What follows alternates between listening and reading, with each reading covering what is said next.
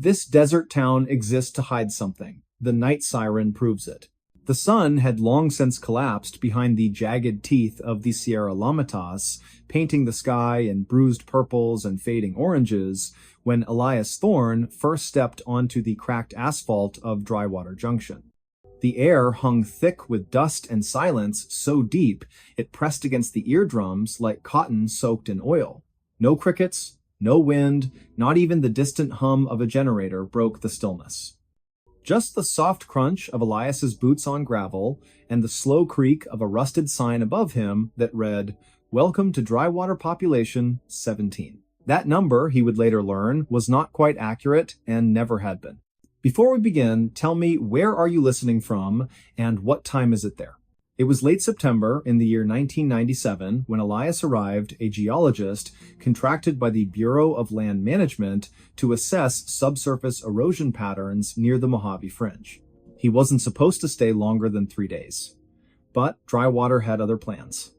The town clung to the edge of the desert like a scab, refusing to heal wooden shacks leaning at odd angles, their windows boarded or shattered, paint peeled into ghostly curls. A single gas station stood open, its fluorescent light flickering like a dying heartbeat. Behind the counter sat a man named Orrin Vexley, gaunt as a scarecrow, eyes milky with cataracts that didn't quite hide the sharpness beneath. He handed Elias a room key without asking for ID, without smiling, and said only, "Don't go out after sundown, especially if you hear the siren." "I think the same." Elias laughed, then nervously, more out of discomfort than disbelief. "Siren? Like an air raid?" Orrin didn't blink, like nothing you've heard, and once you do, it stays with you, in your bones. That night, Elias lay on a lumpy cot in room 4 of the Dustvale Motel, the ceiling fan turning with a lazy metallic groan. Outside, the moon hung low and yellow, casting long shadows that seemed too tall, too thin, to belong to any natural object. He'd just closed his eyes when it came a sound so unnatural it froze the breath in his lungs. It began faintly, like whine through a canyon, but quickly swelled into a high-pitched wail, melodic yet dissonant, rising and falling in intervals that defied human tuning. It wasn't electronic. It wasn't animal, it carried weight like something ancient being dragged across stone. The siren pulsed through the walls, vibrating the glass in the window, making the metal bedframe hum.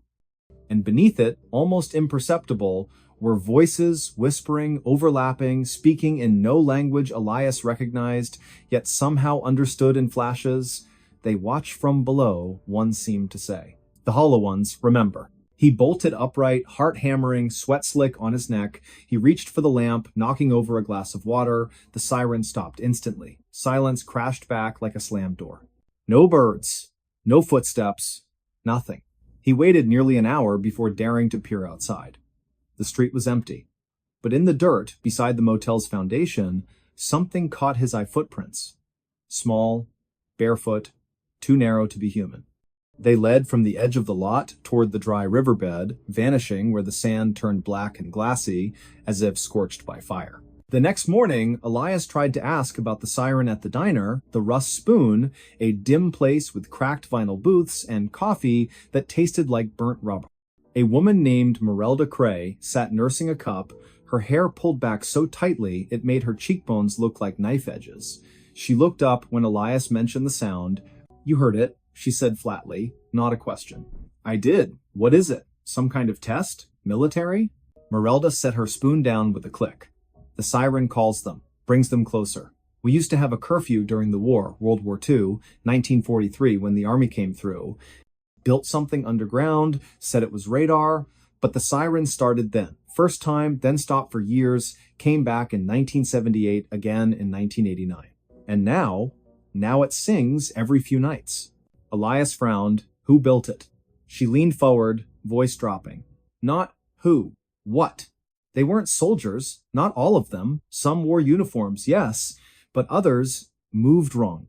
Too smooth, too quiet. One of them, he had no shadow." Elias wanted to dismiss her as paranoid, superstitious, but the footprints, the silence, the way the townspeople avoided certain streets after dark. And Orrin, when questioned, simply muttered, "We keep the lights off, we don't answer doors, and we never ever whistle at night." Curiosity became obsession. Over the next week, Elias combed through the county archives in nearby Blythe, though most records from the mid-20th century were missing or burned. What he found instead were fragments, a classified project codenamed Operation Hollow Veil, referenced in a declassified memo from the Department of Defense dated March of 1944. Mentioned briefly, acoustic resonance experiments conducted in isolated zones intended to disrupt enemy signal propagation, but the location was redacted. Only a grid coordinate remained, plotted directly beneath Drywater Junction. He returned with a ground-penetrating radar unit borrowed under false pretenses. Working under cover of darkness, he scanned the area near the old rail spur, half a mile east of town. At a depth of 230 feet, the machine picked up a vast hollow chamber circular, approximately 300 yards in diameter. And inside, intermittent pulses of energy, rhythmic, like a heartbeat. Then, on the seventh night, the siren returned, louder than before. This time, Elias was ready. He recorded it on a reel-to-reel tape recorder, the kind used for field seismology. As the sound poured from the speakers in his motel room, slowed to half speed, the whispers emerged clearer. Not words, more like impressions, layered beneath the tone. "We sleep beneath the salt," one seemed to convey. "The door must not open. The watcher is blind, but listens." And then, just before the tape ended, a child's voice, soft, trembling, said, "Daddy, why won't the stars come back?" Elias sat frozen, because that voice, he knew it. His own daughter, Lyra, had spoken those exact words the night before she died in a car accident 2 years prior, words never recorded, never shared with anyone. How could a desert town in California know that? He confronted Oren the next day, waving the tape. "What is this place? What are you hiding?" Oren stared at the device, then slowly reached under the counter. He placed a small object on the glass, a rusted metal disc, etched with symbols that looked neither human nor machine-made. Angular. Flowing. Alive. "This was found in the shaft," Oren said. 1951. By a miner named Heston Pike. He went mad within a week. Spent his last days scratching equations on his cell walls. Said the siren wasn't a warning, it was a lullaby, meant to keep something asleep. Elias's hands trembled. Asleep? Oren nodded. Underground. Beneath the old test site. The government thought they were building a bunker, but they weren't digging down, they were uncovering something that was already there. Long before us. Long before anything. And the siren? Elias whispered. It sings to it, calms it. When the power fails, or when someone like you pokes too hard, the song fades, and it stirs. That night, the electricity cut out across Drywater. No explanation, no surge, just darkness. Elias stood at his window, watching. Every house was dark, except one. A small cottage at the edge of town, its porch light blinking in a pattern. 3 short, 3 long, 3 short. Morse code? SOS. But no one went to help. Instead, doors locked, windows shuttered, and from somewhere far below, a deep subsonic rumble began, felt more than heard, like the earth itself grinding its teeth. Then, faint at first, the siren rose again, this time not from the town, but from beneath it. And this time, it wasn't singing to keep something asleep. It was screaming because it had woken up. Elias grabbed his gear and ran for his truck. But as he turned the key, the engine wouldn't catch. Again. Again. Nothing. He looked up and froze. Standing in the middle of the road, silhouetted by the pale moon, was a figure. Tall. Thin. Limbs too long, moving with a jerking grace, like a puppet tested by invisible strings. Its head tilted slowly, unnaturally, until it faced him. No face. Just smooth skin, stretched tight. And from its chest, where a heart should be the siren's melody, pulsed outward, vibrating the air, distorting the light. Elias stumbled back, falling against the truck. He fumbled for the tape recorder, pressed play. His daughter's voice echoed into the night. "Daddy, why won't the stars come back?" The figure paused. Then, in a voice that was not a voice, more like dozens of whispers threaded through metal, it replied, "Because we ate them." Elias didn't scream. He couldn't. His throat sealed shut, his lungs locked. The thing stepped forward, each movement accompanied by a soft chime, like glass bells underwater. But then, faint at first, a new sound joined the chorus. From the gas station, Orrin had climbed onto the roof. In his hands, a battered horn and old railroad signal, rusted and dented. He blew into it with all his strength. A deep, mournful note rolled across the desert. The figure stopped, turned. Another blast, and another. From other houses, lights flickered on. Not electric oil lamps, candles. People emerged, carrying instruments, tin whistles, hand drums, a warped violin. They formed a circle around the edge of town and began to play not music, but a complex sequence of tones rising and falling in precise patterns. The siren from beneath the earth faltered. The figure twitched, then slowly, painfully sank to its knees. Its form blurred like heat over asphalt and then collapsed into a pile of fine gray ash. Silence returned, but not peace. Orrin approached Elias, breathing heavily, the horn dangling from his fingers. "You shouldn't have come back," he said. "Now it knows your voice, knows your grief. It'll call to you again. In dreams, in static, in the silence between radio stations." Elias swallowed. "What was that thing?" "A scout," Orrin said. "A listener, sent ahead. If the song stops for too long, they send more, and if the song dies completely, he didn't finish." "What happens?" Orrin looked toward the horizon, where the first hint of dawn stained the sky blood red. "The sky goes dark, not at night, forever, and the ones below climb up." Elias left Drywater the next morning. Officially, he filed a report citing geological instability and abandoned infrastructure. Unofficially, he destroyed the tapes, except one. The one with his daughter's voice. He kept that buried in a safe behind a false wall in his Denver apartment. But sometimes, on still nights when the power blinks, he hears it, a faint, melodic wail, coming not from outside, but from within the walls. And when he presses his ear to the plaster, he doesn't hear the siren. He hears knocking. 3 taps. Pause. 3 more. Then a whisper. "Let us sing you to sleep." To this day, no satellite imagery shows Drywater Junction clearly. Clouds always seem to gather above it, even in drought. GPS signals fail within a 5-mile radius. And travelers who claim to have passed through often cannot recall the name of the town, only the silence, only the feeling of being watched from below. And if you drive through the Mojave after midnight and your radio begins to crackle with a strange, haunting tone, do not stop, do not listen, do not answer if something calls your name in a voice you once loved. Because some towns exist not to welcome, but to warn. And Drywater is still singing. Ohio's Vanishing Room legend turned out to be a crime scene. In the quiet, rolling hills of southeastern Ohio, where the trees grow thick and the fog clings to the valley long after sunrise, there stands an old farmhouse just off State Route 327, near the unincorporated community of Gloucester. The structure, weathered by decades of wind and rain, has stood vacant since the late 1980s, its windows shattered, its roof sagging under the weight of time.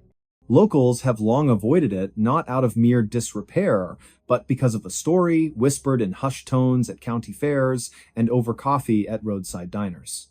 They call it the Vanishing Room, a place said to swallow people whole, never to be seen again. For years, it was dismissed as folklore, a ghost tale spun to scare children from wandering too far into the woods. But in the autumn of 2017, when a young man named Thaddeus Mallory disappeared without a trace, the legend took a chilling turn, because what investigators found behind those crumbling walls wasn't a myth, it was a crime scene. Before we begin, tell me, where are you listening from and what time is it there? It was on a crisp morning in early October, the kind where the air smells faintly of damp leaves and wood smoke curls from distant chimneys, that Sheriff Elias Crane received the call. A missing person report had been filed by the elderly aunt of Thaddeus Mallory, a 23-year-old aspiring photographer from Athens, Ohio. Thaddeus had told her he was going to explore some abandoned properties for a photo series titled Forgotten Corners. His last known message, sent via text at 6:47 in the evening on October 3rd, read, "Found something strange at the Gloucester house. The back room doesn't match the floor plan. Walls feel wrong." Then, silence. Sheriff Crane, a man with 31 years on the force and a face lined by both sun and sorrow, knew the Gloucester house by reputation only. He'd heard the stories of hikers who claimed they entered the house and exited miles away, of teenagers who swore they saw a door where none should be, opening into a space that defied logic. But he was a practical man, grounded in evidence, not superstition. Still, when no sign of Thaddeus turned up after 2 days, not at his apartment, not at his favorite diner, not even on surveillance footage from the gas station on Route 59, he ordered a search of the property. The team arrived just after dawn on October 6th, their breath visible in the pale light. The house loomed ahead, surrounded by knee-high weeds and rusted farm equipment half swallowed by the earth. Deputy Marlowe, a rookie with nerves tighter than a snare drum, led the way, flashlight trembling slightly in his grip. The front door groaned open with a sound like a dying animal, releasing a wave of cold, stale air that carried the scent of mildew and something sharper, something metallic. Inside, the house was eerily intact. Dust coated every surface, but there were no signs of forced entry, no broken furniture, no struggle. It was as if time had simply stopped. Photographs still hung crooked on the walls, a calendar from 1986 frozen on the month of July. Sheriff Crane moved through the kitchen, then the parlor, calling out Thaddeus's name, his voice echoing through the hollow rooms. Nothing answered. Then they reached the hallway. It was here that things began to feel off. The corridor seemed longer than it should have been, stretching farther than the exterior walls allowed. The floorboards creaked unevenly, and the wallpaper, once floral, now peeling in long strips, pulsed faintly in the draft, as though breathing. Deputy Marlowe paused, turning to the sheriff. "Sir, did we pass that door before?" he asked, pointing to a narrow paneled entrance on the left. Crane frowned. He didn't remember it. They opened it. Beyond lay a small room no more than 10 feet by 12, but everything about it felt unnatural. The ceiling sloped downward at an impossible angle, though the house outside had a flat roof. The walls were covered in crude symbols, drawn in what later tests would confirm as human blood, layered over decades. And in the center of the floor, a circle had been etched into the wood, filled with ash and bone fragments. Most disturbing of all, the room had no window, yet a faint greenish light seemed to emanate from the corners, flickering like old television static. Sheriff Crane's radio crackled. "We've got movement on thermal," came the voice of Officer Lyle, stationed outside. 2 figures, inside the house. One near the back hall. The other, sir. The second heat signature is coming from inside the west wall. Crane turned slowly, flashlight beam cutting through the dust. There was no west wall in this room, it faced north. His pulse quickened. He stepped toward the northern wall, pressing his palm against the plaster. It gave slightly, like soft clay. He pushed harder, and his hand sank through. He yanked it back with a gasp. The hole sealed itself instantly, leaving no mark. "This isn't possible," Marlowe whispered, backing away. "This isn't real." But it was real. And worse, it was occupied. Later analysis would reveal traces of DMT and other hallucinogenic compounds in the air, suggesting someone had been burning psychoactive substances to induce altered states. But forensic teams also uncovered human remains buried beneath the floorboards, 3 sets of bones, carbon dated to the 1970s, 80s, and early 2000s. Dental records confirmed one belonged to a woman named Elspeth Vorn, reported missing in 1979 after telling friends she was investigating a doorway to another place in rural Ohio. And then there was Thaddeus. On October 9th, during a second sweep of the property, K-9 Unit Officer Renata Cho discovered a trapdoor hidden beneath a collapsed section of the basement. Behind it, a narrow tunnel descended into darkness. The walls were lined with photographs, dozens of them taken inside the vanishing room. Faces stared out from the images, mouths open in silent screams, eyes wide with terror. Among them was Thaddeus, captured mid-stride, unaware, seconds before vanishing from the known world. At the end of the tunnel, they found him, not alive. Not exactly. His body was seated upright, propped against the stone wall, dressed in the same clothes he'd worn the night he disappeared. His skin was pale, almost translucent, stretched tight over his bones. His eyes were open, pupils dilated, fixed on a point beyond the ceiling. In his lap lay a leather-bound journal filled with frantic handwriting, sketches of shifting corridors, spiraling staircases leading nowhere, and repeated phrases, "It watches, it learns. It remembers names." The final entry, dated October 4th, just one day after his last text read, "I think I'm still here. I think I never left. But something else is wearing my face now. If you find this, don't go back, don't look for the door, it knows you're looking, it's always listening." The case was officially closed in March of 2018. Authorities cited homicide, though no suspect was ever identified. The house was condemned and scheduled for demolition, but crews refused to touch it. Dynamite placed at the foundation failed to detonate. Bulldozers stalled mid-approach, engines dead despite full tanks. Eventually, the state erected a chain-link fence around the property, topped with barbed wire, and posted warning signs, "No trespassing, hazardous structure." Yet, even now, nearly 7 years later, locals report seeing lights in the windows on foggy nights. Hunters claim to hear whispers drifting through the trees, voices calling names of people who've never been to Gloucester. And sometimes, on the edge of sleep, residents swear they feel a pressure behind their eyes, a sensation of being pulled not forward, but sideways into a space that shouldn't exist. The vanishing room, it seems, is not done, and perhaps it never will be. Because legends don't die in places like Ohio. They wait, they breathe, they grow hungry. And they remember. Thaddeus Mallory was not the first. He certainly won't be the last. So the next time you drive down a lonely road, past a house that looks just a little too still, a little too quiet, ask yourself, does the layout make sense? Do the doors line up? And when you pass by, do you feel, just for a second, as though the air has thickened and something on the other side of the wall has noticed you? Be careful. Some rooms don't let go. Some doors only open one way. And some houses, like the one near Gloucester, standing sentinel in the mist, don't just hold secrets, they feed on them. The investigation remained open for months, though leads dried up faster than puddles in summer heat. Psychologists analyzed Thaddeus's journal, concluding he likely suffered a psychotic break induced by toxins or isolation. Skeptics pointed to mold, carbon monoxide, or underground gas leaks as explanations for the hallucinations, but none could explain the photos. None could explain how his body appeared untouched by decay, preserved in a state that defied medical understanding. And no scientist could replicate the phenomenon of the shifting walls, the impossible geometry, the way the room seemed to exist outside normal dimensions.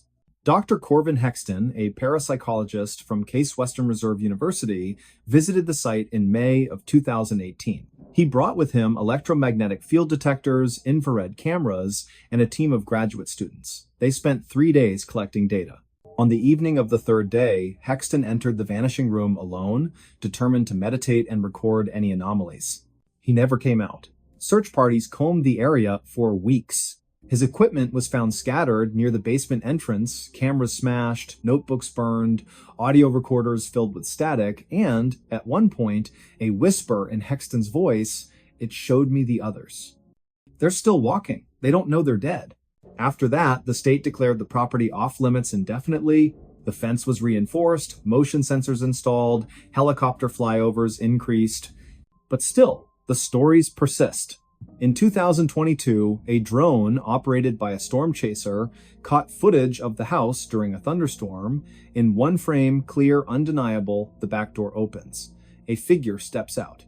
Tall, thin, wearing a coat that flaps in a wind no one else feels. The face is blurred, distorted, as if reality itself refuses to focus on it, and in its hand, it holds a camera. Thaddeus's camera. The video went viral, then vanished from the internet within hours, pulled by unknown authorities. The storm chaser claimed he received a visit from men in dark suits who said nothing, only handed him a sealed envelope and left. Inside was a single photograph, his own face, taken from inside his bedroom sometime during the night. No one believes him, but those who've studied the vanishing room know the truth. It doesn't just take people, it replaces them, and the ones who come back aren't really back at all. They're echoes. Echoes with instructions. Now consider this. When you walk through your home, do you count the doors? Do you notice if the hallway feels longer today than it did yesterday?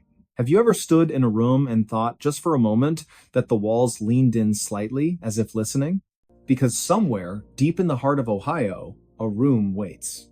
A room with no right to exist. A room that remembers every footstep, every breath, every name spoken within its walls. And if you listen closely, on the very edge of silence, you might hear it. Not a creak, not the wind, but a whisper, calling yours. He robbed banks without saying a word. The note was for police only. In the quiet hours of a late autumn morning, when frost still clung to the sidewalks of suburban Cleveland and the sun had barely risen above the steel-gray rooftops, a man walked into the Huntington National Bank on East 93rd Street with nothing but a folded piece of paper in his hand. It was the year 2013, November the 12th, just past 9 o'clock, and the air inside the bank was warm too, warm-filled with the soft hum of fluorescent lights and the faint scent of coffee from the lobby dispenser. He wore a navy blue windbreaker, unzipped, over a plain gray hoodie, jeans that had seen too many washes, and scuffed work boots. Nothing about him stood out, not his height, not his build, not even the way he moved. Calm, deliberate, silent. Before we begin, tell me, where are you listening from and what time is it there? He approached the second teller window where a woman named Marjorie, her name tag slightly crooked, was counting change into a tray. She looked up, smiled politely, and said, "Good morning. How can I help you?" He didn't return the smile, didn't speak. Instead, he slid the folded note across the counter. Marjorie picked it up, unfolded it slowly, her eyes scanning the neatly printed words. "This is a robbery. Put $10,000 in this bag. No die packs, no marked bills. I am armed. Do not alert police. This note is for you only. After I leave, call them." Beneath it, a small brown paper sack lay flat, like something from a grocery run. Her fingers trembled, her breath caught. She glanced up. He hadn't moved. His hands were empty, palms down on the counter, but his eyes, they held hers. Not angry, not wild, just steady, cold, like ice over deep water. She nodded once, turned quietly, and began gathering bills from her drawer. 10 stacks of $100 bills. She placed them carefully into the bag, sealed it with a fold, and pushed it back toward him. He took it, slid it under his jacket. Then, without a word, he turned and walked out the front door, disappearing into the pale morning light. No alarm, no shouting, no panic at first. It wasn't until 2 minutes later, when Marjorie finally pressed the silent button beneath her desk, that the chaos began. Police arrived within 4 minutes, officers Reyes and Holloway from the 5th District rolling up in a marked cruiser, lights flashing, but sirens off. By then, the man was gone, vanished. Surveillance footage showed him exiting the bank, adjusting his hood, turning left onto Euclid Avenue, walking at a normal pace, no running, no urgency, before cutting through an alley behind a shuttered laundromat. The camera lost him there. But the note? The note remained, and it would become the thread that unraveled one of the most peculiar bank robbery sprees in modern American history. His name was Thaddeus Vale. Born in 1987 in Youngstown, Ohio, a rusted city where factories once roared but now stood silent, skeletons of steel and brick overtaken by weeds and time, Thaddeus was the son of a mechanic and a school cafeteria worker, raised in a modest bungalow on Glenwood Drive, where the paint peeled in summer and the furnace rattled all winter. He was bright top of his class at Rayen High, fluent in algebra and physics, could take apart a carburetor and rebuild it blindfolded, but life had a way of bending people in ways they couldn't predict. After high school, he enrolled at Kent State University on a partial scholarship, studying mechanical engineering. But halfway through his sophomore year, his mother fell ill, pancreatic cancer, aggressive and swift. The medical bills piled up, insurance didn't cover everything. Thaddeus dropped out to care for her, working double shifts at a warehouse in Akron, hauling boxes from midnight to dawn. She passed in the spring of 2010, and when she did, something in him cracked. Not loudly, not dramatically, but deeply. He drifted after that, lived in motels with weekly rates, took odd jobs, janitorial work, tree trimming, snow plowing, never stayed in one place longer than a few months. He avoided people, spoke little, read constantly philosophy, criminology, old detective novels, and somewhere in those pages, in the quiet solitude of motel rooms lit by flickering lamps, an idea formed. If banks were machines, then perhaps they could be manipulated like any other mechanism. Clean, precise, no violence, no hostages, just a message, a demand, a transaction. And so, in the fall of 2013, Thaddeus Vale began his campaign. The Huntington robbery was the first, but not the last. 3 days later, on November the 15th, another note appeared, this time at a PNC branch in Parma, Ohio. Same handwriting, same calm, chilling tone, $10,000. In cash. No tricks. I will not harm anyone, but I am armed. Leave the money in the bag, walk away, call police when I'm gone. Again, no words spoken. Again, the teller complied. Again, he vanished. Then, on November the 18th, a third bank, Fifth Third, this time in Medina, same method, same silence, same result. By now, local news had caught wind. Headlines screamed, "Silent Bandit strikes again." Police released grainy stills from security footage, back of headshots, blurred faces, a man in a hoodie moving like a shadow between buildings. Task forces were assembled. Detectives pored over maps, timelines, witness statements, but Thaddeus was careful, meticulous. He never used the same route twice, always entered during shift changes, when attention wavered, always chose branches with minimal security presence, and always left the note as his only voice. What made him different wasn't just the silence, it was the precision, the lack of greed. 10,000 each time, never more, never less, no demands for 20s or 50s, always hundreds. Easy to carry, easy to hide, and never once did he threaten a teller beyond the written warning. Never raised his voice, never reached for a weapon, yet every note carried the same phrase, "I am armed." Was he? Police couldn't say for sure. No gun was ever seen, no bulge in his jacket captured on camera, but the words alone were enough. Fear doesn't need a barrel to be real. As the spree continued, 4 banks in 5 weeks, the FBI got involved. Special Agent Lorna Keene, a veteran of the Cleveland field office, took point. Sharp-eyed, mid-40s, with a reputation for solving cold cases through patience and pattern recognition, she studied every detail. The notes, the timing, the geography. She noticed something others missed. All the banks were within a 30-mile radius of Cleveland.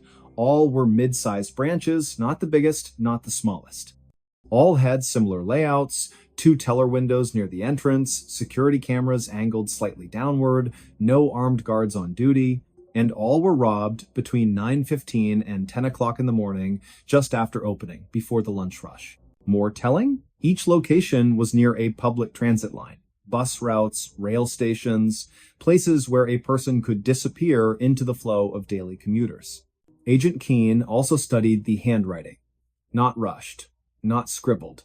Carefully printed block letters, evenly spaced, almost typewritten in their consistency, no smudges, no corrections.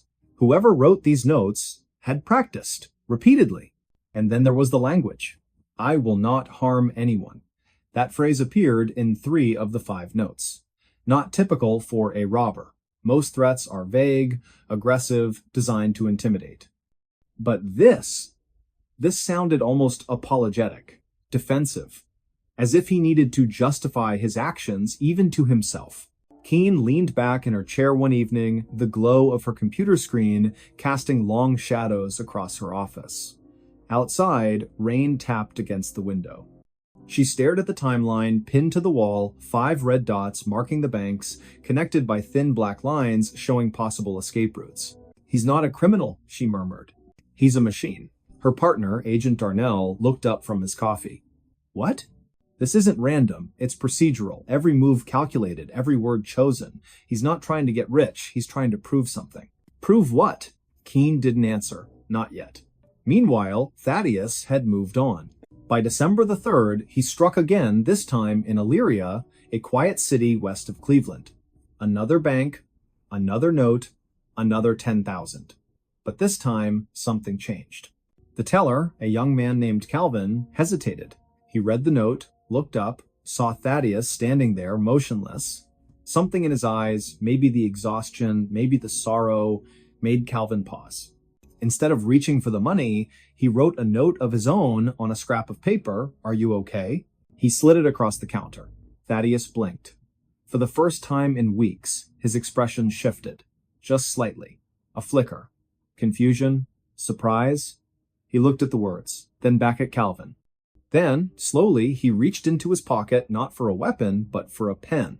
He wrote beneath Calvin's question, "I have to do this. Please, just give me the money." Calvin nodded, fetched the cash, handed it over.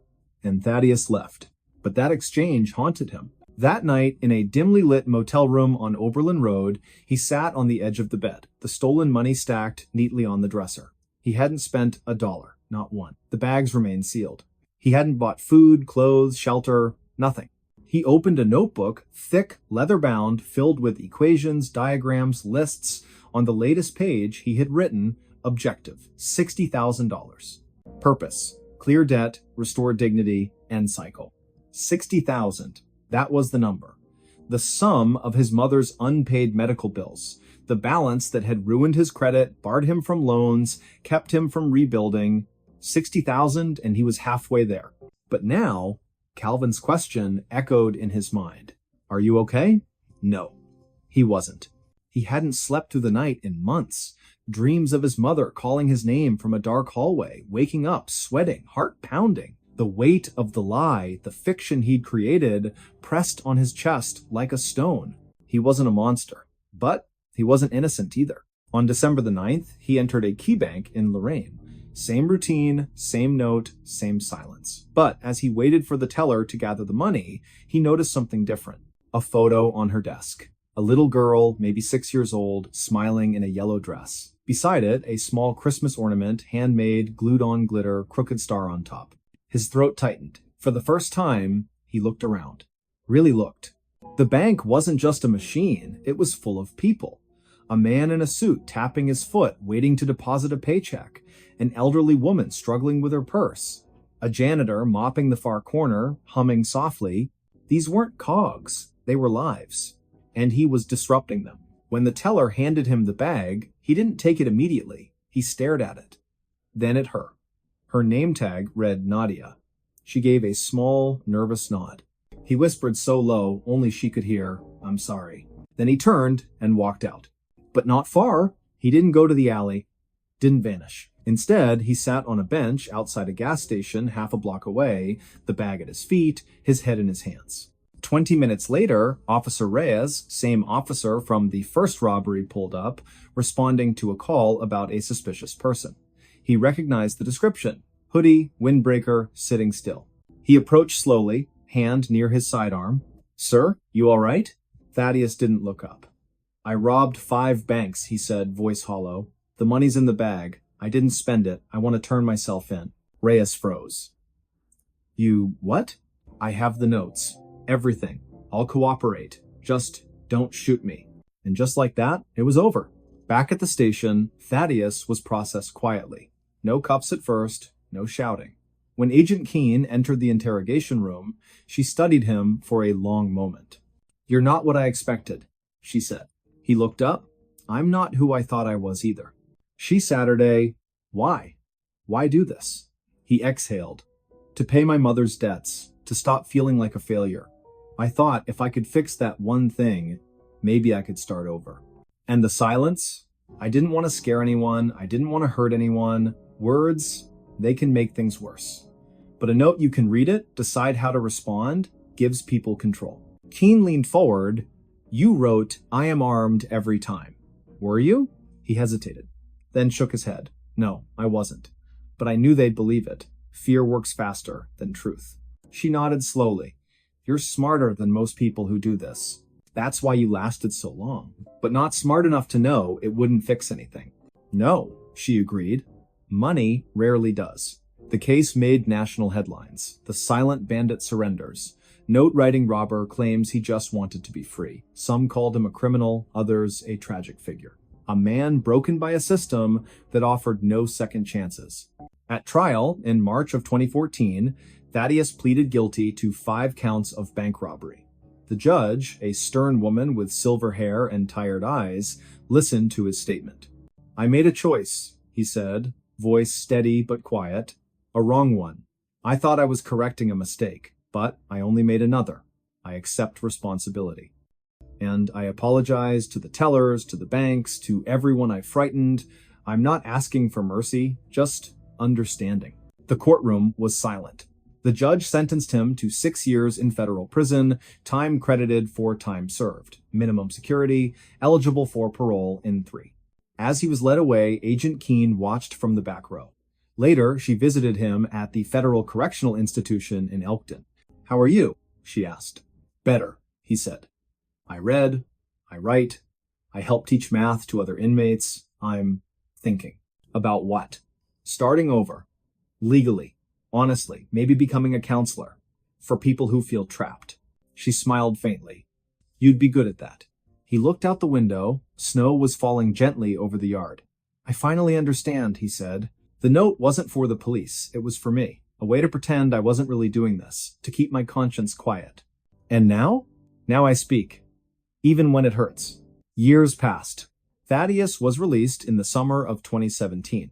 Found work at a community center in Toledo, tutoring teens in math and science. Slowly rebuilt his life. Paid off the rest of his mother's debts, not with stolen money, but with honest wages. He never robbed another bank. He never needed to. Because sometimes, the bravest thing a person can do isn't to take silence as armor, but to break it and speak. The stories. This abandoned cabin blueprint exposed a secret crawlspace. The cabin looked ordinary in photos, yet the archived blueprint flagged one space that did not exist on site. Local records listed a one-bedroom layout, but the drawing showed a narrow service void marked beneath the living room. Silas Bergen was 36, and he worked as a county compliance inspector who handled delinquent properties before auction. He drove out on a gray weekday to walk the structure, photograph hazards, and confirm that the layout matched the file. The place sat off a 2-lane road that wound through pines with a creek down behind the lot. The roofline sagged over a porch stripped of rails, and the windows held plastic sheeting taped from the inside. He unlocked the door with a temporary code from asset management, and he called out to clear the space. The air smelled like wet wood and dust, and a fleck of ash drifted when he stepped on a warped plank. His plan was simple: walk clockwise and document each room, then compare notes to the blueprint. He had a body cam that synced to a phone, and he kept a paper checklist clipped to a thin clipboard. The front room matched the drawing in size, yet the joists underneath felt different when he tapped the floor. The sound was dull near the hearth, then strangely hollow near the wall that faced the porch. He paused and studied the print, which carried a date stamp from 1996 and a contractor name. The sheet showed a 6-foot by 3-foot chase for ducting, labeled unfinished, with access from a panel. There was no panel visible, and there were no vents large enough to match the dimensions. He measured along the baseboard with a tape, then marked the chalk line where the void should begin.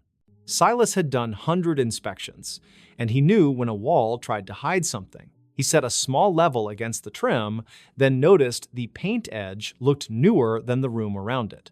He kept going through the kitchen, where a backed-up sink had left a ring around the basin. A calendar on the wall had pages stuck together, all from 2002, with a fishing cartoon printed on top. He took photos of the wiring, which showed cloth wrap at the outlets, and a modern breaker added later. The breaker ran a separate conduit along the sill, then vanished behind the same living room wall. That mismatch bothered him, so he called the records clerk who had pulled the blueprint the day before.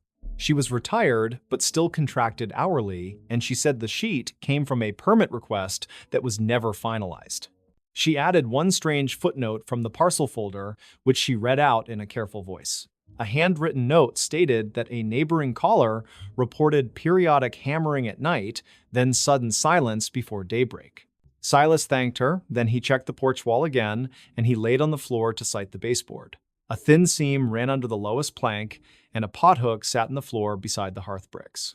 He tugged the hook, and nothing moved, but the plank next to it shifted slightly when he leaned. He slipped a pry bar under the edge and felt the hidden nail heads give a little under pressure. He stopped and photographed everything, then he made a note to treat the space like a confined area. He lifted the plank a few inches, and the smell from below was cool and mineral, like a cellar after rain. A rectangular cavity dropped 4 feet, then leveled into a crawl space that ran along the living room footprint. The sides were lined with old plywood, and someone had stapled foil-faced insulation in a patchwork grid. He climbed down with gloves, then took a careful crawl on elbows while the body cam light cut the darkness. Dust turned to packed silt, and the foil rustled against his jacket whenever his shoulder grazed the wall. 5 feet in, the crawl space opened into a small wedge where 2 joists had been doubled. A wire ran across the wedge and disappeared through a hole toward the porch, wrapped in black electrical tape. He traced the wire with a finger, then backed out and stepped onto the porch to search for the exit. The wire emerged under the porch bench, fed into a steel box, and terminated at what looked like a switch. The switch was taped into the off position, and the tape had a date written on it, 2005. Next to the switch, a second small box sat empty, with screw marks around a rectangle that once held something. He documented both boxes, then returned to the living room and eased into the void again. The path hooked left and began to slope down, as if someone had carved a shallow ramp under the wall. At the bottom of the ramp, he found a round hole cut cleanly through a concrete footing. The edge had been brushed with some kind of sealant, and faint black scuffs ran along the rim like scrape marks. He slid his phone through the hole and snapped a burst of shots while the flash bounced off damp earth. The images showed a low chamber beyond, supported by sandbags, with a lattice of pallets stacked into a platform. He measured the diameter of the hole with the tape, then radioed his office line to note the confined entry. He did not squeeze through, but he reached his arm further and felt air moving from the chamber. That air smelled like creek water and old leaves, which suggested a connection to the drainage cut behind the lot. He crawled out and circled the property line until he reached the bank where the creek curved north. There, he found a culvert from the road ditch that emptied toward the creek, with riprap hiding several small cavities. One cavity had a plywood face painted to match the stones, and the bottom edge hung loose in the mud. Silas lifted the panel and saw the pallet lattice that matched his phone photos from the interior side. It formed a short tunnel that led back toward the footing hole, shielded from view by the stones and brush. He photographed the culvert from the roadside, then returned to the porch and sat on the step to think. The blueprint had shown a void, and here it was, but the finishing work suggested someone had expanded it well beyond code. Before he called anyone, he walked next door to the only occupied house, a retired welder named Arlen Pike. Arlen was 70, and he looked careful the way men do after years of measuring metal with their eyes. Arlen said the cabin had belonged to a seasonal caretaker who used to plow the track in winter. He remembered hearing light clanking late on some nights, like tools hitting pipe, then a truck idling near the turnout. Silas asked if anyone had lived there after the caretaker left, and Arlen shook his head. He said the place sat empty for years, then one spring, the porch got new paint, and then the power went off again. Arlen added that the road had seen a string of petty thefts around 2005, according to a local newsletter. Coolers, gas cans, and toolboxes disappeared from pickups at the turnout while people hiked the trail. Back inside, Silas opened the kitchen drawer that held mailers, and he found a utility notice dated 2005. The notice warned of irregular off-peak usage, with spikes overnight that did not fit seasonal patterns. He called the utility office and asked for the archived meter notes, which a supervisor read while on speaker. The notes recorded low daytime load, then narrow spikes around midnight, and a flag that led to a field check. According to the supervisor, the field tech reported the panel was locked, yet an extra breaker ran to an unknown device. The tech noted a switch near the porch that controlled a separate line, which the owner had taped off. Silas thanked them and returned to the crawlspace, then placed a small magnet near the taped switch. The switch held power after the breaker, so the taped position likely disabled the line that fed the tunnel area. He considered why someone would build a clean conduit between a culvert and a living room. It could be smuggling, or a shady storm shelter, or a quiet way to enter and exit without a porch light turning on. He called the records clerk again and asked if the blueprint contractor had ever filed completion documents. She said the contractor died in 2004 and no one else filed amendments, which left the void uninspected. Silas pulled county incident logs from a public terminal at the office, then filtered for the turnout mile marker. Several entries from 2003 to 2005 mentioned car break-ins during trail hours. One dispatcher note mentioned a caller who thought someone moved under the road's surface near the culvert stones. The caller said the stones rattled like a grate being shifted, then a flashlight beam flickered out toward the creek. Silas visited the small volunteer station where a retired dispatcher still came in to organize training materials. She remembered a prank call trend that year, but she also remembered one credible tip from a hiker who left a name. The hiker, whose name he will not repeat, reported hearing a handheld scanner from inside the culvert during a busy weekend. The voice read license plates quietly, then said clear when a driver left a truck unlocked near the turnout. Back at the cabin, Silas checked the crawl again, and this time he saw faint letters printed on the foil facing. The letters matched a brand of insulated soundboard used in rehearsal rooms to dampen noise without thick walls. He scanned the chamber beyond the footing hole one more time and noticed zip tie heads gleaming along the pallet edges. The ties secured a cable run that likely held a small camera at culvert height aimed at the turnout path. He followed the cable to a break near the pallet mouth where critters had chewed through and left frayed copper. There, he also found a torn plastic sleeve that once held memory cards stuck in the silt beside the beam. Silas collected nothing, but he documented every detail from 4 angles, then filed a report that afternoon. The report asked for a confined space entry team to clear the chamber, then to photograph any equipment left inside. The team scheduled for the next morning, and Silas returned to watch them work while he stood above the crawl. They suited up with masks, slid in carefully, and passed up 4 items, all tagged and bagged for inventory.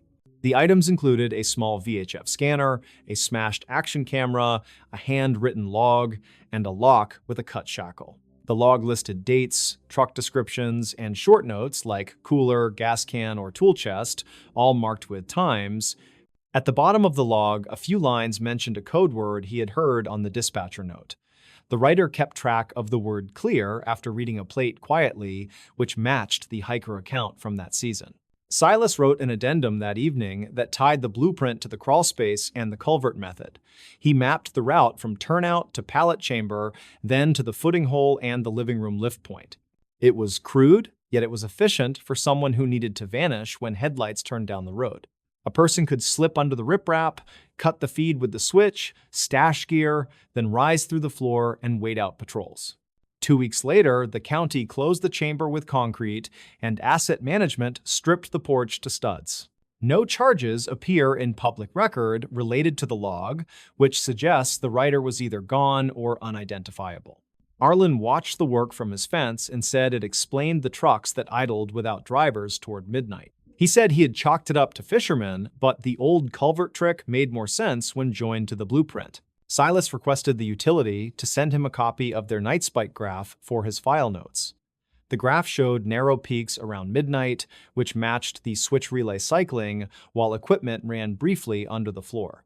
Years later, people still hike that turnout, and most know nothing about the pallet chamber under the stones. The cabin has new owners who kept the footprint, yet they asked the county to certify the slab as filled and sealed. The story holds because the file trail fits together and the parts line up with patient logic rather than thrill. A retired dispatcher kept the hand note that matched the log, and a utility supervisor verified the meter pattern. Silas keeps a copy of the 1996 blueprint in a drawer, with the void circled and dated in fresh ink. He says the strangest things in his job are the simplest, like a floor that sounds wrong when you tap it carefully. He never found a name to attach to the log, and there was no need to guess beyond the evidence. It took a thrift store scanner, a pallet stack, and a switch by a porch bench to run a silent route. The blueprint did not expose a treasure, and there was no buried room filled with cash, which makes it credible. It revealed a crawl space that served as a passage, built after a contractor died, and used for quick escapes. If anyone asks why the story stayed quiet, the answer is practical, and it does not involve secrecy or fear. The chamber is sealed, the turnout is patrolled, and the lesson remains written on a sheet that outlived its builder. He still taps floors on inspections and listens for that hollow change that means someone altered a plan. Most houses tell on themselves if you let them, and a blueprint can whisper where a person once chose to hide. A ghost ship drifted into port with a fresh meal on the stove. It was the winter of 1987 when the fishing trawler Marianne V slipped silently into the harbor of Gloucester, Massachusetts, just before dawn on a brittle February morning. No lights flickered from her deck, no voices called out, no radio signals preceded her arrival. She came like a shadow drifting through fog, her bow nudging gently against Pier 6 as if guided by unseen hands. The first to notice her was Elias Thorne, a weathered dockhand with 40 years of salt in his bones and frost still clinging to the brim of his wool cap. He'd arrived early to check lobster traps, steam rising from his coffee cup curling into the pale gray sky. When he saw the vessel listing slightly, paint peeling like old skin, name barely legible beneath grime, he froze. His breath caught, not from cold, but from instinct. Something was wrong. Deeply wrong. Before we begin, tell me where are you listening from and what time is it there? Elias approached slowly, boots crunching over frozen patches of seaweed and ice. The Marianne V had been reported missing 3 weeks prior, last seen off the Georges Bank during a sudden nor'easter that had swallowed 2 other boats whole. The Coast Guard had called off search efforts after 10 days, assuming all hands lost, and yet here she was, intact, afloat, and strangely, undisturbed. No signs of storm damage, no gaping holes in the hull, nothing overturned on deck, just silence. A thick, suffocating silence that pressed against Elias's ears like cotton. He called out once, twice, no answer. Then, steeling himself, he climbed aboard.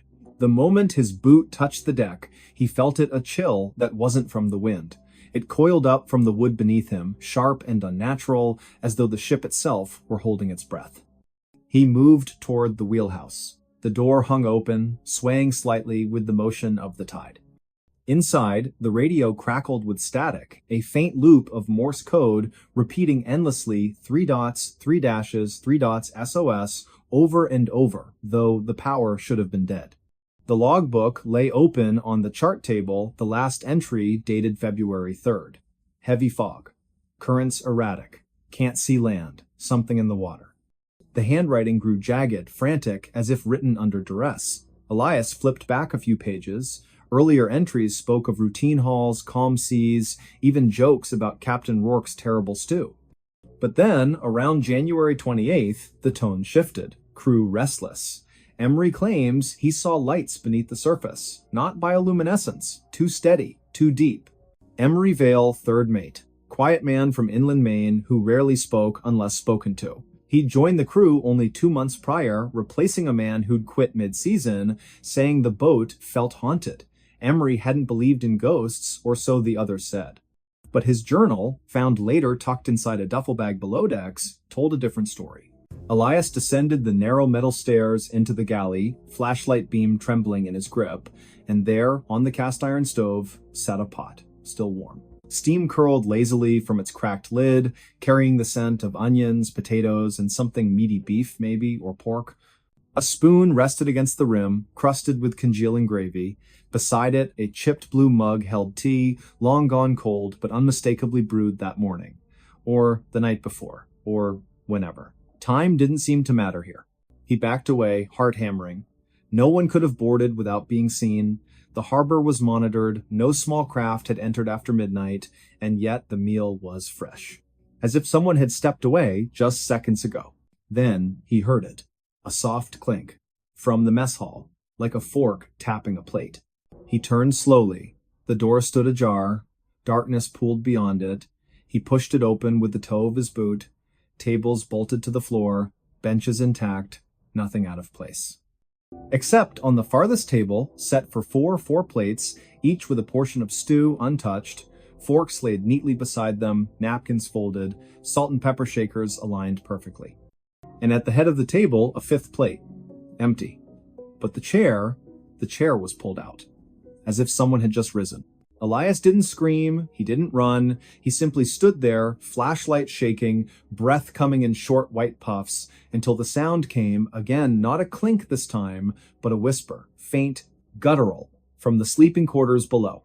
He didn't go down. Not then. He scrambled back onto the pier, shouting for help, voice raw with panic. By the time the Coast Guard arrived, the pot on the stove was cold, the steam had vanished. But the stew remained, uneaten, perfectly preserved, as if time had paused mid-bite. Captain Silas Rourke, grizzled veteran of 30 seasons at sea, was never found. Nor were his 3 crewmen, Emery Vale, Harlan Pike, and Jocelyn Crow, the youngest at 23, who'd signed on to save money for nursing school in Portland. Their personal effects were still in their bunks. Photos of family, letters half-written, toothbrushes damp, but no bodies, no blood, no signs of struggle, just absence. The investigation lasted 6 weeks. Divers scoured the hull, sonar scanned the seabed. Forensic teams analyzed the stew, confirmed it contained beef, carrots, and barley, cooked within hours of the ship's arrival. No toxins, no hallucinogens, nothing abnormal. Yet every sailor who boarded the Marianne V afterward reported the same thing. The smell of cooking food, even when the stove was cold, the sensation of being watched from empty rooms, whispers in low, guttural tones, always just beyond hearing. One junior officer, Lyle Mander, claimed he saw Emery Vale standing at the railing at 3:17 in the morning, staring into the fog, mouthing words he couldn't understand. When approached, the figure dissolved like mist. The ship was towed to dry dock, declared unsalvageable not due to structural damage, but because morale among crews plummeted. Men refused to work on her. Mechanics reported tools going missing, only to reappear in locked lockers. Electricians swore lights turned on by themselves, dim and flickering, casting long shadows that moved against the walls. By April, the decision was made. The Marianne V would be scuttled, sunk in deep water beyond the continental shelf, where currents would carry her far from shipping lanes. The ceremony was brief. No flags, no speeches, just a single flare shot into the twilight sky as charges detonated along her keel. She sank slowly, bow first, vanishing beneath the waves with an almost ceremonial grace. But here's what they didn't report, what never made the official logs. 3 days later, a Norwegian freighter, the Fjordwind, radioed the Boston Maritime Authority from 50 miles east of Sable Island. They'd spotted wreckage, part of a wooden table, scorched at the edges, floating amid a slick of oil. Attached to it, miraculously preserved in a sealed plastic sleeve, was a page torn from Emery Vale's journal. The handwriting was frantic, ink smudged as if written in haste or fear. "They're not dead. We never left. The ship doesn't sink. It drifts, it waits, it feeds. The stove is always warm, the table is always set, and one day it will come back. With a fresh meal. For us." The page was authenticated, handwriting matched samples from Emery's personnel file, ink consistent with pens issued to crew, but how it survived explosion, fire, and ocean pressure, no scientist could explain. And then, on the evening of December 9th, 2012, a local fisherman named Corwin Haskins reported seeing a vessel matching the Marianne V's description near Jeffrey's Ledge. Fog was heavy that night, visibility near zero. He claimed the ship passed within 20 feet of his boat, lights dark, decks empty. But from her galley window, a yellow glow pulsed like a stove lit below. He tried hailing her, no response. When he turned to grab his radio, she was gone. Vanished into the mist. No wreckage was found, no trace on radar. The Coast Guard dismissed it as a mirage, a trick of the light. But Corwin insisted, said he smelled stew in the air, beef, carrots, barley, and underneath something darker, metallic, like blood. To this day, Gloucester fishermen avoid that stretch of water after sunset, especially in winter, especially when the fog rolls in thick and silent. Some say if you listen closely on still nights, you can hear the Morse code 3 dots, 3 dashes, 3 dots echoing from beneath the waves. Others claim to see a faint glow beneath the surface, drifting with the current like a lantern in the deep. And every year, around February 10th, a single bouquet of wilted wildflowers appears on the railing of Pier 6. No note, no signature. Just flowers brown at the edges, salt stiffened, as if carried across the sea. Left there, some say, by someone who never came home. But perhaps the most unsettling detail, the one that lingers in the mind long after the story ends, is this. When authorities finally cleaned out the galley before scuttling the ship, they found something odd in the cupboard. A can of stew. Store-bought, label faded, best before date, October 12th, 1986. Expired over a year earlier, yet the can was warm to the touch. And when opened, it was full. Steaming. Fresh. As if just heated.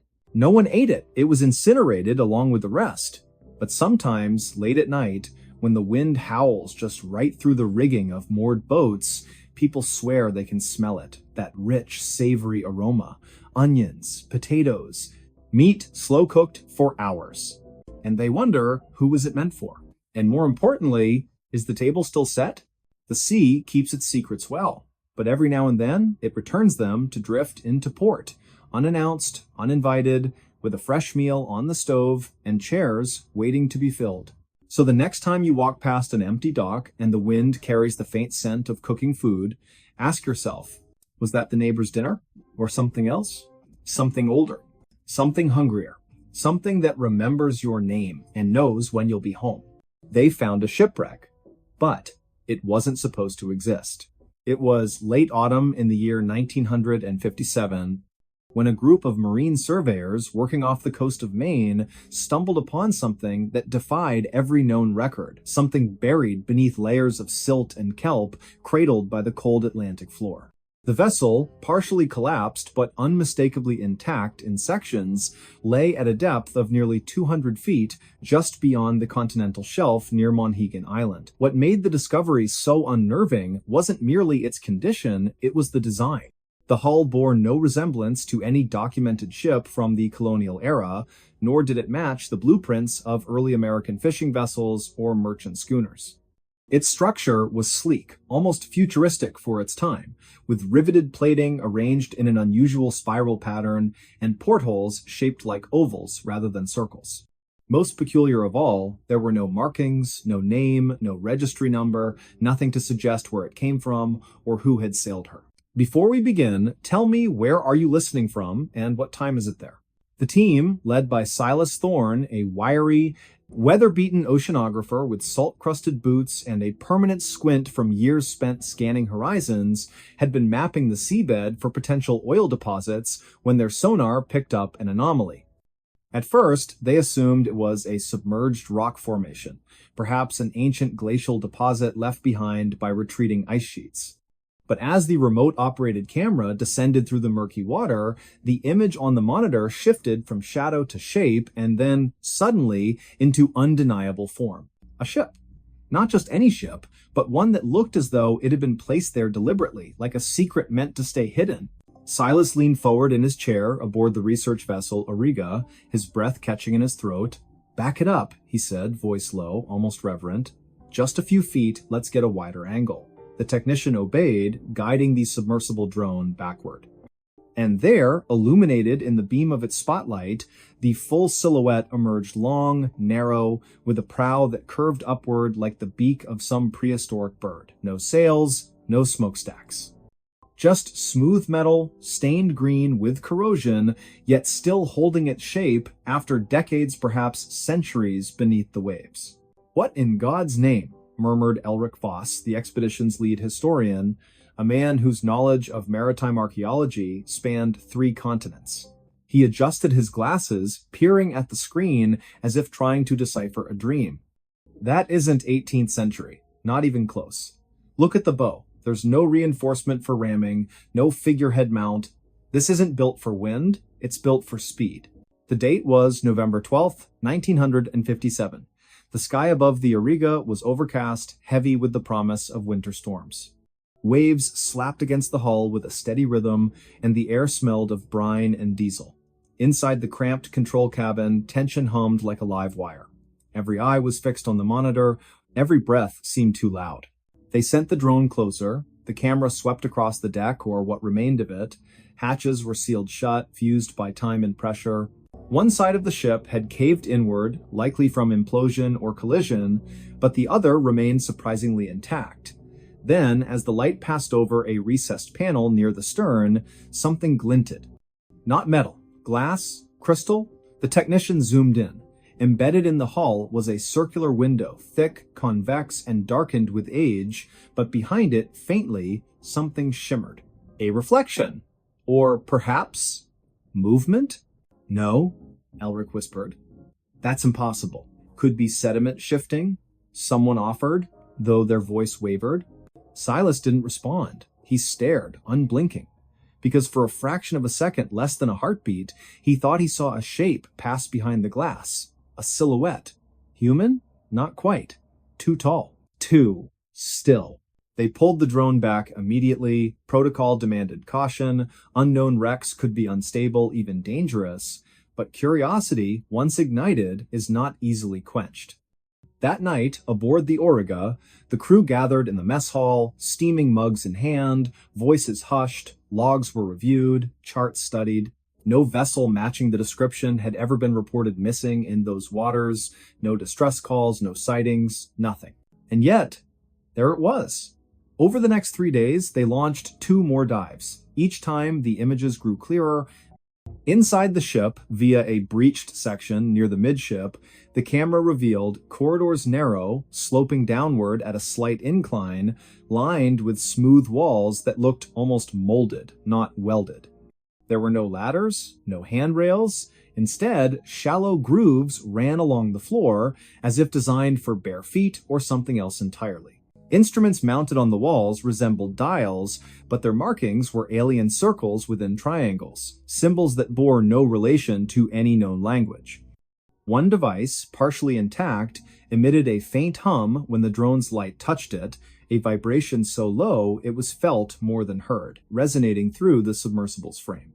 Elric spent hours comparing the findings to classified naval projects, Cold War prototypes, even rumored Soviet stealth crafts. Nothing fit. The materials alone, alloys later identified as a titanium-zirconium composite, were not in use until the 1980s. How had such a ship ended up at the bottom of the Atlantic in what appeared to be a state of preservation far exceeding its age? Then came the photograph. On the 4th dive, the drone captured an image inside what might have been a control room. In the center stood a pedestal topped with a translucent sphere, cracked but still glowing with a soft internal light blue, pulsing faintly like a slow heartbeat. Around it, 6 seats were arranged in a semicircle, each molded to the shape of a body, but not a human body. The limbs were elongated, the spine curved unnaturally, the headrests were too large, too high. Silas refused to believe it. It's erosion, he insisted. Water distortion, trick of the light. But Elric knew better. He had seen cave paintings in France that depicted beings with stars for eyes. He had read declassified documents about Project Sign, about pilots who spoke of disc-shaped objects over New Mexico in 1947. This was different. This was physical, tangible. Buried, yes, but waiting. The decision was made to bring up a sample. A small fragment of the hull, carefully extracted using hydraulic cutters. It was placed in a sealed container, stored in the ship's lab. That night, the temperature aboard the Auriga dropped without explanation. Crewmen reported hearing whispers in the ventilation shafts, soft, rhythmic, not in any language they recognized. One sailor, Jorvik Menet, swore he saw a reflection in the porthole of his cabin, not his own, but a face, long and pale, watching him from the dark water outside. By morning, the fragment was gone. Not stolen, not misplaced, vanished. The container was intact, locked, undamaged, but inside, empty. Only a fine dust remained, clinging to the sides like ash. Panic began to spread. The captain ordered the mission aborted. They would return to port, file a report with the Navy, and let others decide what to do. But as the Auriga turned east toward Rockland Harbor, the sonar pinged again, this time not from below, but from behind. Something was rising from the wreck, slowly, deliberately. Silas rushed to the deck. The sea was calm, the sky breaking into pale streaks of dawn.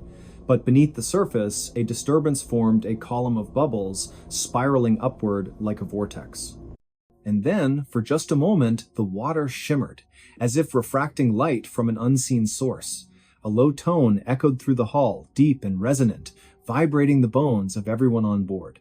No one spoke, no one moved, and then silence. When they reached shore, the official report cited equipment malfunction, sonar misinterpretation, and possible geological activity. The footage was classified, the logs were sealed, the crew dispersed, some transferred, others retiring abruptly. Silas Thorne submitted a detailed addendum, only to have it returned with a single sentence stamped across the cover. Information not consistent with established records. He never spoke of it again, not publicly, but in the attic of his cottage in Boothbay Harbor, tucked beneath a loose floorboard, he kept a notebook. Pages filled with sketches, coordinates, and one haunting phrase repeated over and over, as if trying to convince himself it wasn't supposed to be there, it wasn't supposed to exist. Years passed. The story faded into rumor told in hushed tones at coastal bars, scribbled in the margins of obscure journals. Some claimed the wreck resurfaced during a storm in 1973, seen by lobstermen off Matnicus Isle. Others said the Navy recovered it in secret, towing it under cover of fog to a facility in Portsmouth. A few even believed the ship was never human at all, that it had arrived from somewhere else, crash landing in the ocean long before history began recording names and dates. Elric Voss, in his final interview before passing in 2004, was asked if he thought the truth would ever come out. He paused, then smiled faintly. "Truth?" he said. "Sometimes the truth isn't something you find, it's something that finds you. And perhaps, somewhere beneath the cold rolling waves off the coast of Maine, it's still waiting. The sea keeps its secrets well. But not forever. Because even now, on quiet nights when the wind dies down and the stars hang low over the water, fishermen swear they hear it, a faint pulse rising from the deep, a rhythm, a signal. As if something down there is waking up." The stories. Why these ranger station receipts still don't add up. In the fall of 2016, a set of receipts found at a remote ranger station raised more questions than answers. The station sat near a state forest in northern Oregon, surrounded by tall fir trees and steep dirt trails. It was used mostly during summer fire patrols, but in October it was supposed to be empty. Yet someone had been there recently enough to leave coffee stains on the counter and fresh tire tracks outside. The main caretaker that year was a 41-year-old ranger named Ellis Grady. He had worked for the state forestry department for over a decade and was known for being organized. When Ellis went missing for 2 days in early November, his coworkers assumed his truck had broken down on the backroads again. He returned quietly that Wednesday morning, pale and distracted, claiming he had been checking fire cameras deeper in the valley. But when the office assistant filed his expense paperwork, she noticed something strange about his fuel receipts. The dates and amounts didn't match the department's card records. Before we begin, tell me, where are you listening from and what time is it there? At first, no one paid much attention. Rangers often paid for fuel out of pocket and turned in the slips later. But the accounting team flagged the entries because they came from a gas station nearly 70 miles off his assigned patrol route. The receipts were time-stamped 2 nights before he returned, right around the time he was unreachable by radio. The manager called him in for a short meeting, but Ellis brushed it off, saying he must have grabbed the wrong slips. Then he went back to work like nothing had happened. 2 weeks later, the night duty ranger stopped at the same outpost and noticed the door unlocked. Inside, lights were on, and someone had clearly been there. Coffee was still warm in the mug, and a jacket hung on the hook near the door. A few papers sat on the counter, pinned under a half-eaten granola bar. When the ranger flipped one over, he saw a receipt from the same station near the coast, dated that very day. It had Ellis's signature at the bottom. When questioned again, Ellis looked shaken. He admitted he had been there that morning, but claimed he just liked driving the scenic route to clear his head. His supervisor didn't find that convincing.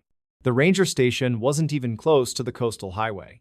The dirt road leading there was partially blocked by fallen branches from the last storm, and no patrol had been assigned west of the ridge in weeks. Later, one of the younger rangers named Lydia found Ellis's old logbook. Inside, the last few pages were torn out. The remaining entries mentioned several trips out to check Tower 17, a decommissioned lookout on a ridge above an old mining road. That tower had been boarded up for years after a small landslide shifted the foundation. Nobody was supposed to go near it, but the receipts, when mapped, showed a pattern leading right in that direction. In December, a state audit began. Investigators collected the receipts and compared timestamps with the department's truck GPS logs. The logs confirmed that Ellis's vehicle had gone off-route 3 times in late October. Each time, he stayed parked in the same area for several hours. No maintenance work or inspections had been scheduled there. When the auditors interviewed Ellis, he denied staying overnight and insisted the logs were inaccurate. Still, his supervisor noticed the smell of mildew and campfire smoke on his jacket, as if he had been sleeping outdoors. A retired ranger named Hal, who used to work those trails, came forward after hearing rumors. He told the auditors that Tower 17 wasn't completely empty. Inside the storage room below the lookout floor, there were boxes of old survey records and equipment, some of which had been used decades earlier to mark water boundaries. He said if anyone wanted to hide something out there, it would go unnoticed for months. That prompted a small search. 2 rangers and a deputy hiked up to the ridge on a mild January morning. They found tire tracks that matched the department vehicle and a flattened patch of grass behind the tower. Inside, they found the storage boxes Hal mentioned. Most were filled with faded maps and water samples sealed in glass jars. But under one box was a torn envelope containing several small gas receipts folded together. Each had Ellis's handwriting and the same coastal gas station stamp. When Ellis was told about this discovery, he reportedly said, "Then someone's messing with me." He claimed he had never been inside that tower and suggested maybe someone else had used his name. But handwriting experts later confirmed that the signatures were consistent with his previous expense forms. It wasn't conclusive evidence of wrongdoing, but it didn't make sense either. The total fuel listed on those receipts was more than his truck could even hold. The Forest Department quietly placed Ellis on leave while they continued looking into what he was doing on those off-route trips. They interviewed people from nearby towns, asking if anyone had seen a white government pickup in late October. A mechanic from a service station 20 miles south recalled a man in a ranger uniform buying fuel from a portable drum around that time. He couldn't be sure it was Ellis, but he remembered the guy paid cash and seemed in a hurry. By early spring, the case went cold. The department moved on, Ellis resigned, and the receipts were boxed up with the rest of the audit files. But in 2019, a new ranger named Theo discovered something while clearing out the same outpost. He found a metal coffee tin hidden behind a loose board under the counter. Inside were several folded papers, damp but legible. They were fuel receipts again, all from that same coastal station. The latest date was November 3rd, 2016, the night Ellis had gone missing. Each receipt had strange notes scribbled on the back. One read, "No radio past ridge." Another said, "3 lights south of tower." The handwriting matched Ellis's older logs. The department contacted him again, but he refused to comment. A few weeks later, he reportedly moved to Montana and stopped responding to emails. Since then, the receipts have been filed in the regional archive. Some employees still talk about the case, mostly as a cautionary tale. Every few years, new staff find copies during routine checks and bring them up again, wondering what he was doing out there. The gas station itself closed down in 2017, so no new records could be verified. The old cashier who worked there remembered a quiet man in uniform coming in several times that fall, always after midnight, always buying coffee and fuel, never talking much. No criminal charges were ever filed. The department concluded there wasn't enough evidence to prove misconduct, only inconsistencies in the paperwork. Yet to this day, those ranger station receipts still don't add up. Some say Ellis was running a side job with off-book fuel sales. Others think he was covering up something that happened near that old tower. But whatever the truth was, it remains buried somewhere in the hills beyond the ridge, where the radios still go silent and the trail signs fade away each winter.